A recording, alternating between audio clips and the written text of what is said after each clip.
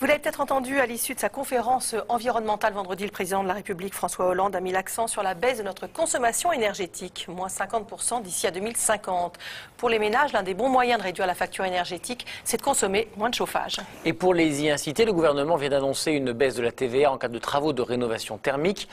On peut pour cela faire des travaux d'isolation ou bien changer de chaudière, d'autant qu'il existe aujourd'hui des solutions écologiques qui seront à la fois respectueuses de votre santé, de la planète et de votre facture.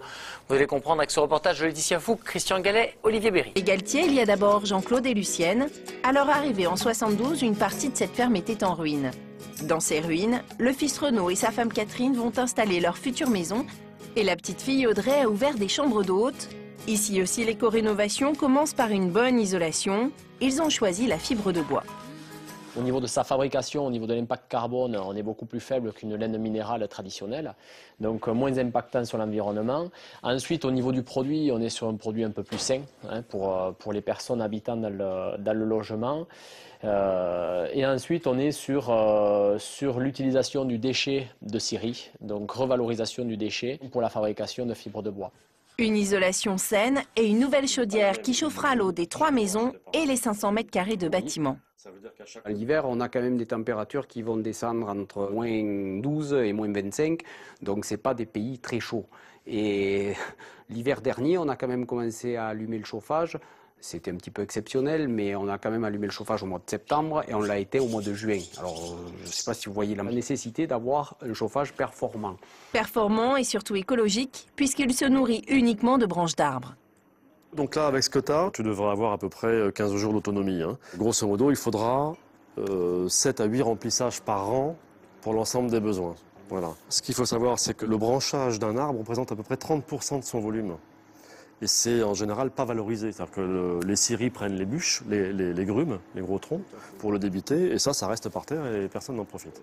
À l'achat, ces copeaux de bois coûtent 3 fois moins cher que le fioul et surtout, contrairement aux énergies fossiles, leur combustion n'augmente pas l'effet de serre. En brûlant du bois, on est considéré comme neutre, puisque l'ensemble du CO2 qui va être dégagé par la combustion du bois représente la même quantité de CO2 absorbé lors de la croissance de l'arbre. Pour ces chambres d'hôtes, Audrey a peaufiné la déco avec des choix toujours écolos.